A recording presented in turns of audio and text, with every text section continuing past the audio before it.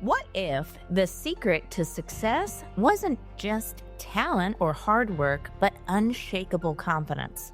Welcome to Grasp Confidence, the podcast where visionary thought leaders, speakers, and entrepreneurs unlock the mindset and strategies for lasting success. I'm your host, LaFon Gooch, CEO, two-time best-selling author, and international TEDx speaker, and I can't wait to help you step into the most powerful version of yourself. Let's dive in. Momentum is not something you wait for. It's something that you activate. Before his book even had a title, today's guest already had pre-sold 5,500 copies in 30 plus countries. David Wilkinson, author of Creating Momentum in Your Sphere of Influence, teaches leaders how to harness the law of momentum to create traction, influence, and results that compound personally and professionally. If you're ready to stop pushing and start moving with power, this conversation on Grasp Confidence Podcast is for you. David, welcome to the show, my friend. Thank you, Tara. It's wonderful to be here. I'm excited about talking about momentum with you today. It's my primary topic. I love it. It's such an important topic as well because it's so easy to lose, right? And it's one of those things we can all get comfortable and we can all get stagnant, right? So I think this is something that I hear a lot from a lot of the leaders and even the listeners on this show is I feel stuck. What do I do? And this is a common thing, don't you think, David? I do. And, the laws of the universe work with everyone in every culture at every time with every industry. And the law of momentum is just like the law of gravity. It's no different. If I take this, mouse and I drop it, just because I know that there's a law there, it doesn't go up, it goes down. And if I give the same tool to somebody in Africa, it will still go down. It doesn't matter if you know the name of the law or how to use it. It always is in existence and it always works. And that's the way the law of momentum is. And so a lot of people are stuck because they don't understand how the law works. And other people use the law, but don't know that they're using it. And then they have this wild success. And then they can't do that again. They can't duplicate that. It's because they're not following the law. And they said, well, how did it work last time? How can I make it work today? And that's what the law of momentum is all about. Wow, that is so true and so powerful. And I think that we can all attain that flash in the pan, right?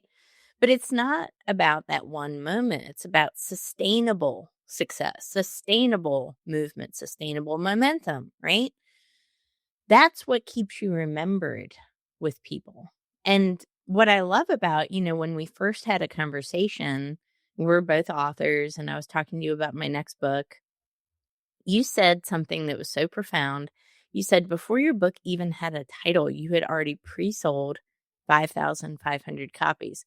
How many of us authors who are listening to this right now think that we have to have the final manuscript published, print on paper, everything in order to sell one copy? But you didn't even have a title and you were already gaining momentum. How in the heck did you do that?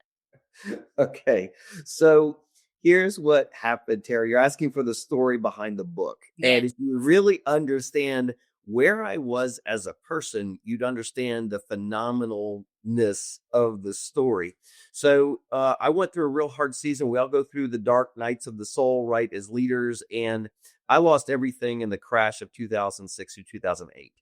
I was in Colorado. I was homeless. And I said, you know what? Forget this. I'm packing up. I'm moving back to South Africa. And that's what I did. I arrived back in Johannesburg. I had 2 suitcases, 2 carry-on bags, no place to live, no family, no friends, no income. And I said, it's okay. I'm an entrepreneur. I'm going to start from scratch. Well, about 9 months later, I found myself in a place called Durban. And in that place, I started over my company again. I started coaching again. I started getting clients and finances and get a car and a place to live. And I had back-to-back coaching clients one day. and I meet them at a hotel overlooking the Indian Ocean there. And it was about 8 o'clock at night. I was sitting there with my notepad, and I was just exhausted, but I was so happy with all the people that I just coached. And I was just writing some notes down, and I looked down, and there were 7 chapter titles in a book. And I said, well, that's strange. Am I supposed to write a book? And I made a declarative statement on a Thursday night around 9 o'clock. And I said, if I get one more client, I'll have enough money to write the book. And Mm. fell asleep on Thursday night. Now on Friday morning, I got a text message on my phone from a gentleman I saw one time at a picnic. He said, David, I've got some business ideas. I want to take you out for steak. I want to take you out for dinner. Let's do it. And so we're sitting there at dinner, and I knew he was not supposed to be a client. And Tara, I'm one of those people that kind of wears their emotions on their sleeve. And I was disappointed. And he goes, David, you look down. And I said, well, I thought you were supposed to become a client. I thought I was supposed to write a book. And he goes, well, what's the title of the book? And I said, I don't know. And he goes, well, what's it about? And I said, well, here are the chapter titles. He said, well, David, how much were you going to charge? And I said, thousand bucks a month. And he goes, okay, well, how many months is it going to take you to write the book? And I said, 6 months. And he goes, okay. And I said, okay, what? He goes, no, you're supposed to write this book. I'm going to pay you $1,000 to write the book. And I said, you're my first investor? And he says, no, I don't want the money back. So I got paid by a gentleman I met the second time to write my first book. And so I started writing this book, and I started getting excited about it. I started sharing it with other people. I'm writing my first book. I'm so excited. And I started saying to my clients, I'm going to sell thousands of copies of my book. And they said, well, David, how many books have you written? And I said, well, 0. David, who's your publisher? And I said, I don't have one. David, what's the name of the book? And I said, I don't know. And they said, David, you sound delusional. That can't happen. And I said, no, it's going to happen. And I was so utterly convinced, because one of the truths about the law of momentum is you have to be fully aligned to what you're doing with everything in your life. Your thoughts, your words, your emotions, your feelings, your declarative statements, they cannot be focused on 10 things and be accomplishing those. It's focused on one thing until it's successful. Then you start your second. So what happened, Tara? One of my clients said, come over for a barbecue. And I went over for a barbecue. I brought my notebook with me, and I sat down, and his sister flew down for one night. And she was from Johannesburg. And she said, David, what are you working on? What are you excited about? So I'm writing my first book. And she said, what's the title? I said, I don't know. And she said, what's it about? And I read her the titles. And she said, I'll buy 5,500 copies. And I said, okay. And that is the story about how creating momentum in your sphere of influence started.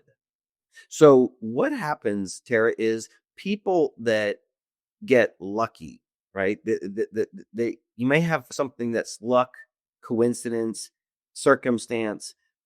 That's not the law of momentum. The law of momentum is when you can duplicate this 10 times, 20 times, 100 times with extraordinary results. And that's what the book is all about. You're not talking about working harder. You're not talking about grinding and hustling. No, You're not talking about ice plunges. Thank God, right? Because no, that's I am not not talking me. about ice plunges at all. That's so much of the mainstream advice for climbing to the top and getting success. And it's all about chase, chase, chase. What you're actually talking about, to me, what I'm hearing is attract and align through clarity and intention. What is that right? Do I have that right? It's a mix of both. So if you use your words, if you try to force something and you go to the grind and you do all this stuff, but you really don't want what you're going after. Because Mm. I find, I've been coaching for 26 years, 250 companies in 20 countries around the world. People actually don't want any more money. I've not met one person that wants more money. They say they do, but they really don't. Because when I say, if I put $1 million in your account and you can't use it, will you work harder? No. What do they want to do? They want to do something with the money called spend it or save it or invest it. So there has to be something on the other side of the momentum that is pulling that momentum up and over the tipping point. And so a lot of people, Tara, they don't know who they are, which means they don't really know what they want, which means they don't really know what skills they should be sharpening, and they really don't know what their passions and desires are. So to try to tell someone how to use a universal law that works for them when they don't like who they are, they hate what they do, they haven't figured things out. That's like asking somebody to come in and work on a $2 million engine and say fix it. They're not going to know what to do. So the basics have to be there in line in order for the law to work. Now, when somebody says, David, but this amazing thing happened and it was extraordinary. We served all these people and this big vision was started. We made all this money. And I say, okay, how many times did you do that? Oh, no, no, it was just once off. Or it was the good old days. Then they don't understand about the principle of this law and how to duplicate it again in any area of their life. Wow. Okay, lots to unpack here, right? And I think anybody listening to this is saying, "This sounds great. How do I get started?" Right? And a lot of people they're feeling stuck, right? They want that initial momentum. So let's unwrap it a little bit. Yeah. If I'm somebody who is at the place where I'm like, I just want my big break, David. What would you recommend somebody do to get that initial momentum going to, kind of push that boulder, if you will? Okay. That's a great question, Tara. So there's two different ways to get started. And The I'm first taking notes, by the way. Taking the, notes. the first way is a 5 minute ordeal. And I've done this. My favorite airlines is Delta. I was raised in Atlanta. I only drink Coca-Cola and I only fly Delta. That's kind of how I was raised. And I used those little tiny napkins with little Delta on there. And in 5 minutes, I can help almost any person at any time find what I call their personal calling statement. And what I do is I use disc personalities. I find their skill mix and their passion, and I developed a very simple statement that defines who they are. That takes about 5 minutes. If the person, it's general questions, it's easy questions, and I can figure that out. And they say, oh, I've been wandering my whole life. I didn't even know that's what it was. And all of a sudden, everything switches. That's one way. The other is to ask the universal momentum question, which works on 90% of the people. And here it is. Mhm. If you had $100 million that was all tax free, was gifted to you, that you never had to work again, what would you do with your life?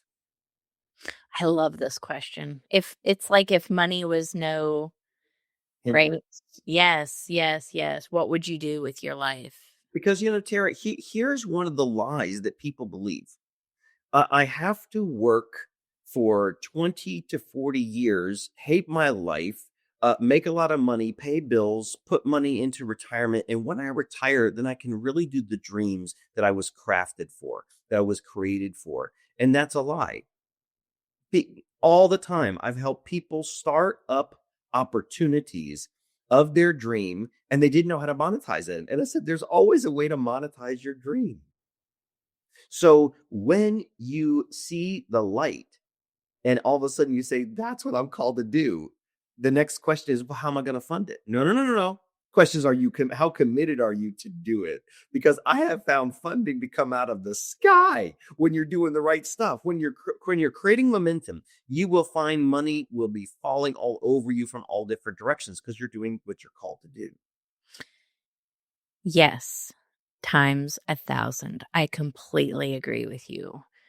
I do believe that each one of us has a purpose. We all have a calling, right? Call Yes. it a purpose, call it a calling, mission on this planet. And, what I have found, David, from my experience, is I've only truly felt competition if I was doing something that wasn't aligned with a purpose or a calling, right? That's the only time I've ever personally felt competition. But if I'm doing something that I really feel compelled to do, that it is purposeful, that makes me fulfilled by doing it, I've realized that road is incredibly narrow and there actually is no competition. At that point, there's only collaboration, right? Yeah, very, very much. And the uniquenesses of every person when you look at their personality, their talents, what they're passionate about, and you come up with that statement, you realize other people might have a similar statement or the same words, but the way that it looks in that person's life is radically different. And there's 7.7 billion people on the earth, or so we're told. And you know what? When you come up with the mission of your life, the vision that you're going to accomplish, and you're working at this creating momentum strategy, what you find is the people that you intersect with your vision, nobody else can meet their needs in your vision but you. And when you recognize that, then you realize that you are the person of the hour and no one can take your place. Nobody thinks and acts and feels like you do. You are so unique. And when you tap into that uniqueness with the law of momentum, that's where the exponential growth happens for the project that you're working on. Ah, that's so true. Okay, so if I had $100 million in the bank, you know what I would do? What would you do, Tara? The same thing I'm doing That's the right statement. I'd be like, I would be talking to you today. My day wouldn't change at all. at all. I would be podcasting. It would be a slightly different format. I might have you over, the in-house podcasting studio, right? Um, but it would be podcasting. It would be writing books. This is my dream. This is what I love to do. I didn't start a podcast because other people were doing it and I thought I'm going to do this because it's the next cool thing. I started it because I love it.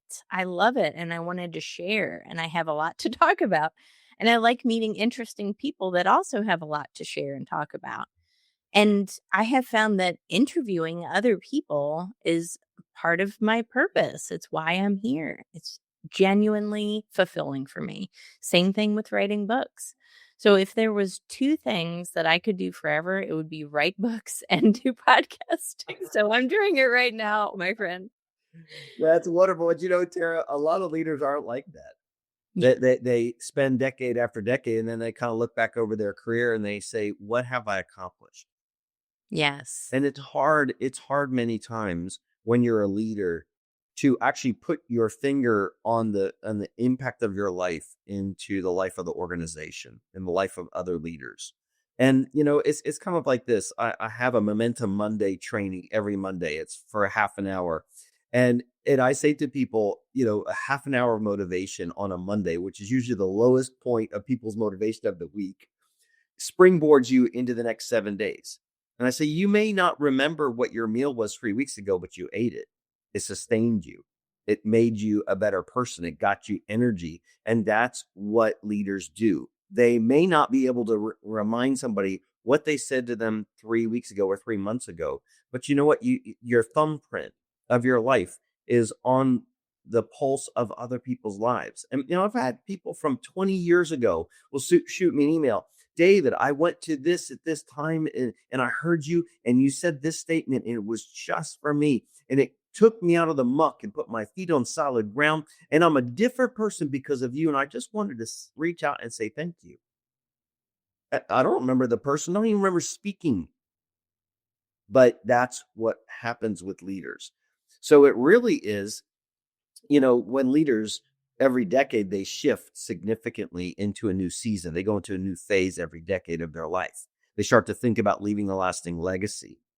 And momentum looks differently in your 20s than it does in your 60s. Mm. Those are different phases of how you don't want to have the same momentum at 60s and 20s. This is a lot of fun. This is intense. This is sometimes 7 days a week. This is ramping up and scaling up. That's not what you're looking for in your 60s. You're looking for more significance in your momentum.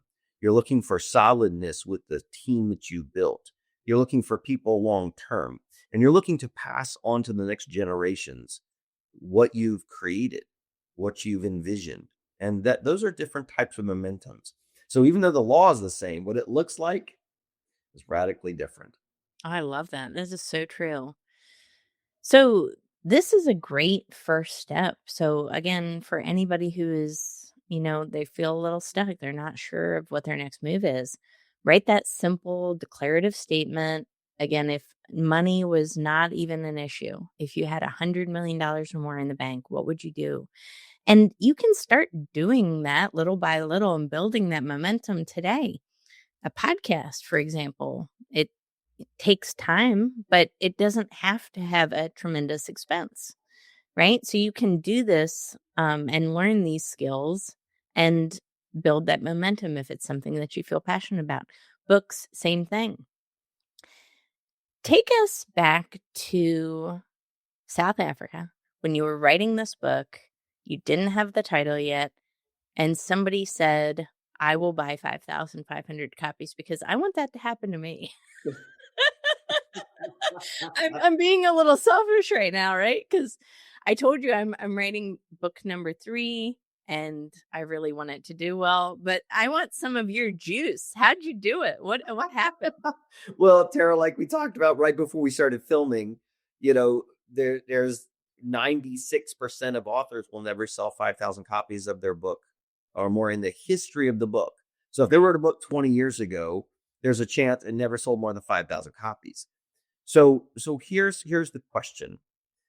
How convinced is the author not about the content, but about the impact of the book in the reader? Hmm. Remember that quote, no tears in the writer, no tears in the reader? See, most people, when they write a book, they haven't put all of their momentum in the book. Right. And this is, to be honest with you, one of the challenges of AI. Mm. AI takes the soul of the author out of the writing. Because when I write a sentence and I've crafted it and I've put my emotion in it and I've blood, sweat, and tears go into this, that when I make a statement, this is who David Wilkinson is. This was no Chat GPT. This was DBW.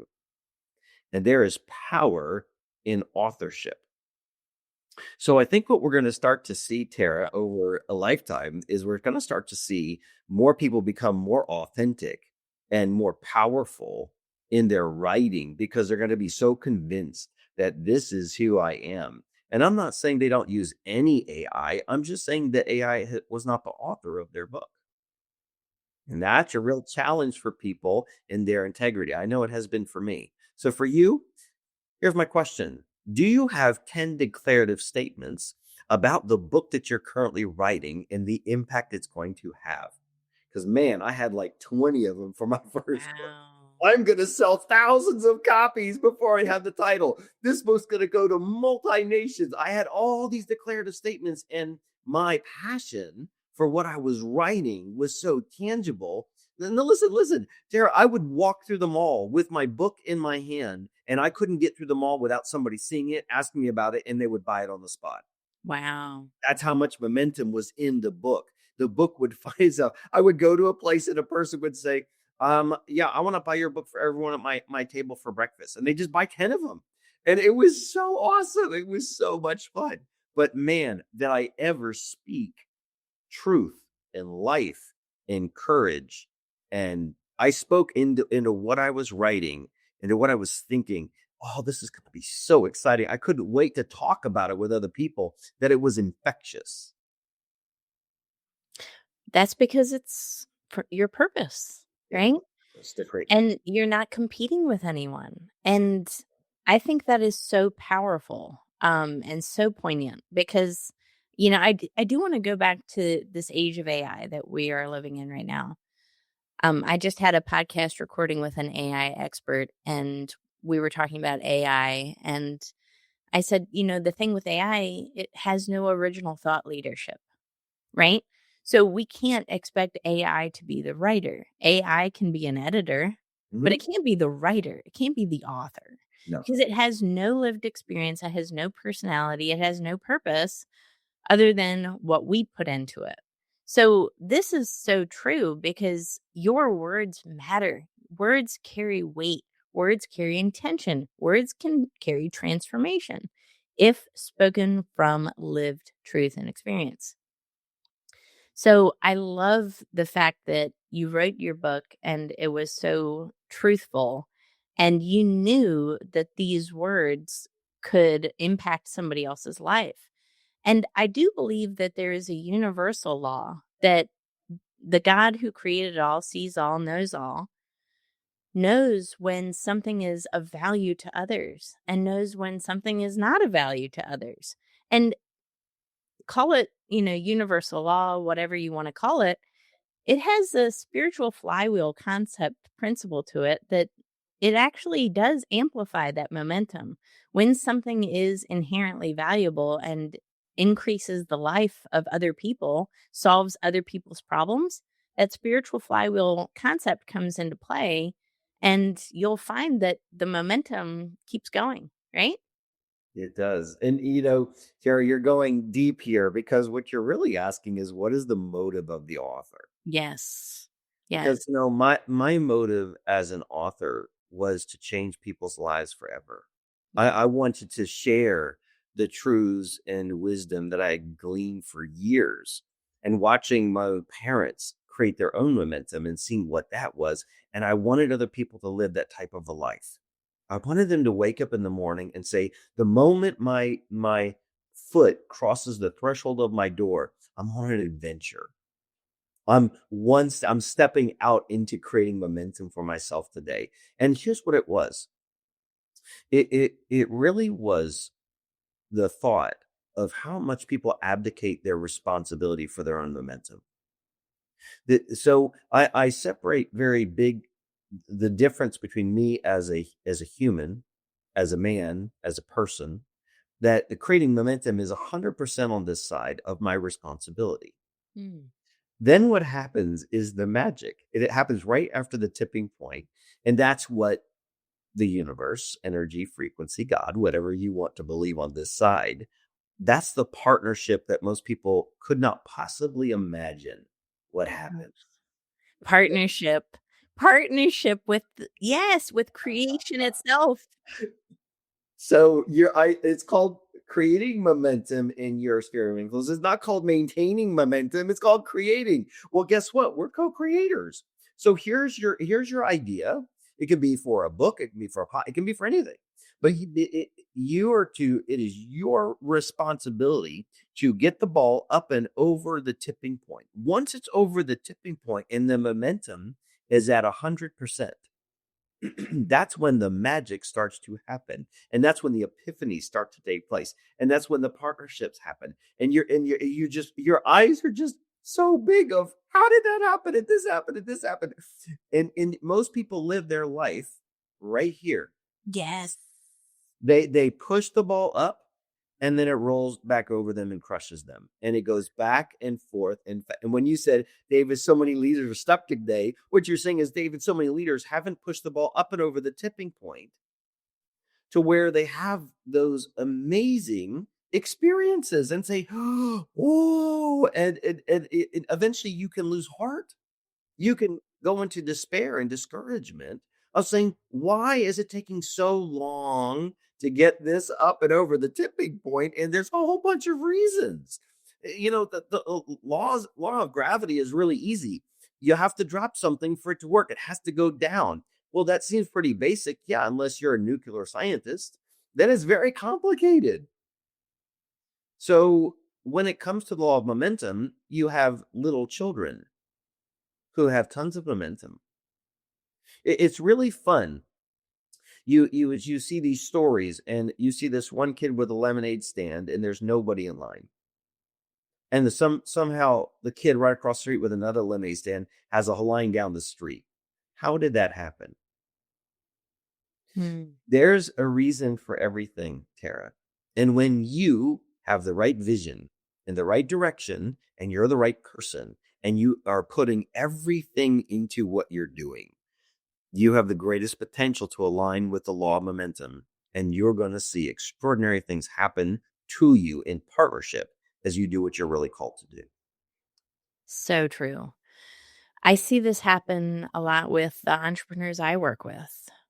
They are great visionaries. They take something, sometimes even 90% of the way there, and then they may encounter a failure, perception of failure, a stumbling block, an adversity, a challenge, whatever you want to call it. and then they start to slide down the hill, that scale. What I have found is that miracle, that magic, that transcendence happens when you tip over on that curve like you're talking about. I always tell people, the entrepreneurs I coach, God is in the last 10%. You have got to have that personal responsibility to get the boulder to the top of the hill. You get to the boulder to the top of the hill and you have that personal responsibility, it's over. That's when that's like the zone of miracles. That's when the investors come out of nowhere. That's when clients or partners come out of nowhere. That's when the momentum like really takes off.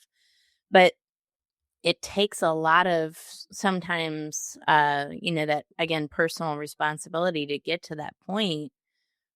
And sometimes there's obstacles in the way. In fact, those are the best stories. Those I love those comeback stories when you're almost there and then an obstacle comes and you have an adversity.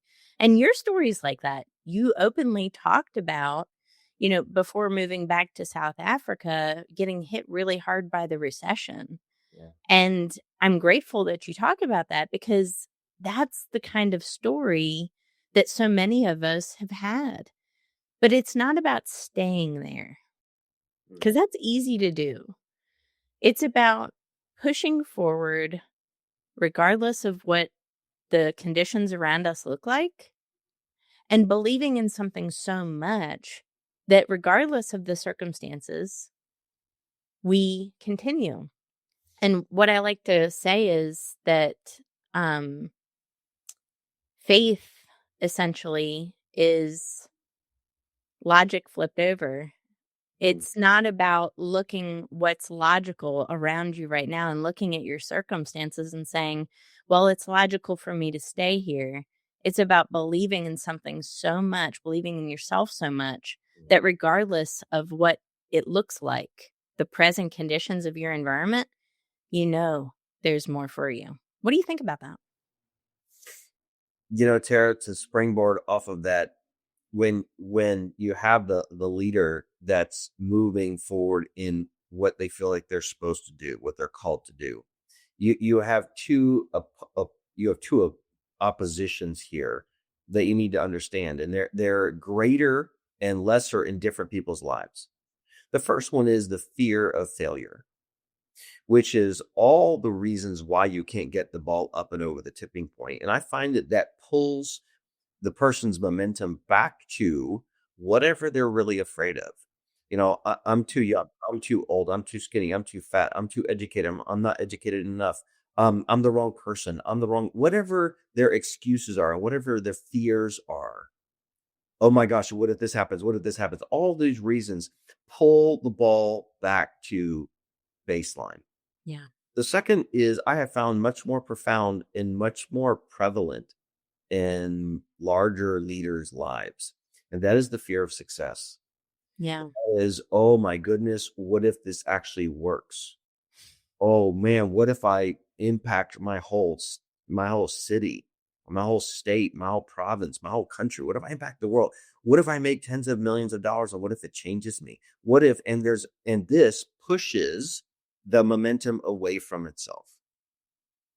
So until the person has worked through their own fears, their fear of failure, and until they work through their fear of success to where these are gone, then they realize they're the same person and their values will only be magnified once the ball goes up and over the tipping point. And once they're on this side, they'll wish they would have gotten there sooner, but they recognize that they weren't ready for it. And when that happens, man, is it glorious to wake up every day realizing that everything you do is exactly what you're called to do. And you don't have to work. Work is something you do in a job. But when you wake up and you're in a profession, a calling, it's a joy to go to the office because you're just living your best life every day. This is so true. Oh my gosh. I see the fear of success quite often, actually. And it's something that I I've experienced in my life. I no longer have a fear of failure, which I'm so grateful for. That really held me back for a long time. I don't fear failure. It's fine. I actually laugh about it when it happens. It's funny. Now it's getting over that fear of success because and people might hear that and say, "What the heck does that even mean? I don't have a fear of success. I want success. That's why I'm listening to this show."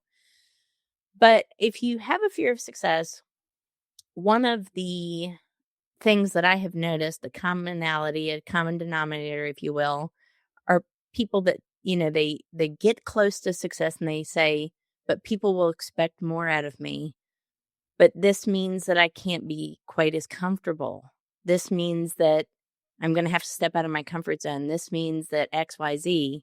So they intentionally or subconsciously pull themselves back, Mhm. and then they take a breather and say, "Oh, thank gosh that didn't work out because this means I can be comfortable again. This means I didn't have to step out of my comfort zone again."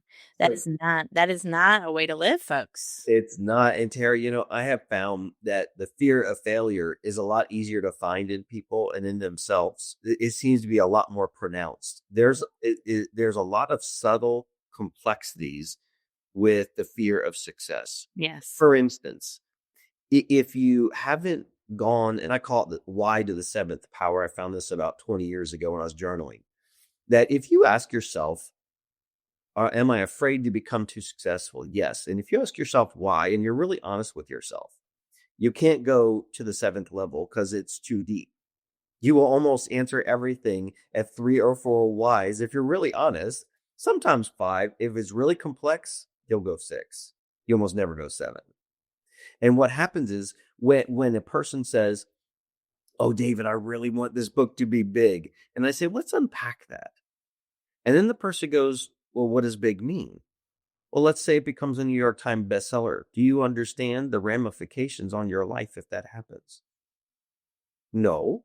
Well, let's talk about it. And then all of a sudden, the person is on ABC, NBC, Fox, and all of a sudden they're flown to different places and they're speaking in front of a stadium of 10,000 people. And all of a sudden they have 2 other book deals. And I mention all the things that are going to happen with the success. And the person says, "Oh, I don't want any of that. Oh, well, then guess what? You don't really want success in the area." "No, I just want to sell a lot of books, but I want to stay hidden." It doesn't work that way. So people, a lot of times, the reason why they have a fear of success is they haven't unpacked the intricacies of what success looks like in that area, Tara. And when they do, then they really say, "You know what? I actually don't want that. That's not the I want this success in this area." Really, let's unpack that. "Oh, I would love that." Then that's the area you really want to become successful in. Ugh, it's all about defining what success looks like to you, not what success looks like for everybody else or what somebody expects you to live in your life. And this is why this these exercises are so important because it's really easy this day of age to look on Instagram and to see everybody's highlight reels, right? And to see their success stories and say, "I want that. I want that. I want that." But do you really? And it's okay if you don't. My version of success might look completely different from your version of success. That's okay. What's not okay is living up to this kind of shadow expectation of what your life should look like, right? So I think that's such an important exercise is dialing in what does it really look like for you Mm. and going after aligned goals and aspirations, not after everybody's goals and aspirations, right? Very much. Oh my gosh, so true. And also really looking into the fears that we have because we all have them. We all have this shadow work that we do as imperfect human beings, right?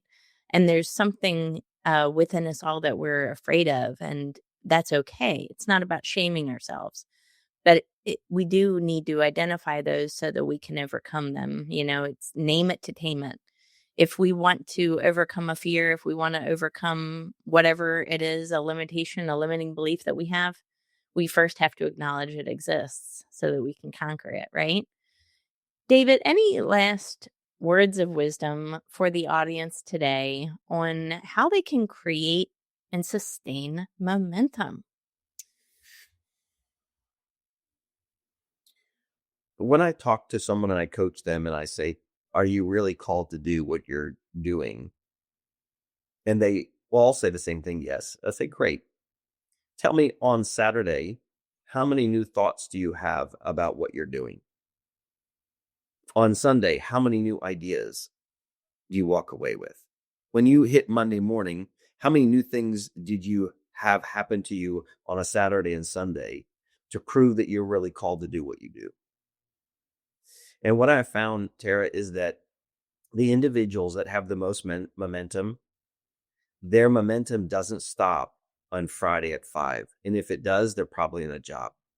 So my biggest encouragement to people is find what your true purpose in life is and stop everything else you're doing and focus on the calling that your mind, will, and emotions, everything in you is so excited to do this that you become unstoppable in the marketplace. And in doing so, you'll impact the people that you are truly crafted to impact. And that gives great joy that you'll sleep every night and wake up and say, "I'm living my best life now."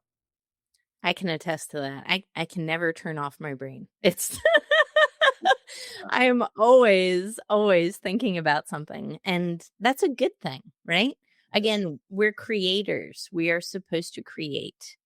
So if there's something that you feel compelled to create, use this episode as a tool to gain momentum and to live out your purpose because you each have one. So thank you so much, David, for being a guest on the show. I can tell this will be part one. You'll come back. We'll get you back. I'm already putting it out there, right? Um, you'll come back on the show. We will dive into this even more because this is what people need, right? This is a tool for success. Thank you so much for everyone who tuned into this episode. And guys, if you like something that David said, if there was something that was a takeaway for you that you learned that you can apply in your life based on this episode, go ahead and put it in Apple as a review. Write in a note and say, "You know what? This episode taught me X." That helps more people find this content and see the value in tuning in. So we love each one of your reviews and appreciate them so much. And guys, we will see you on the next episode. Take care.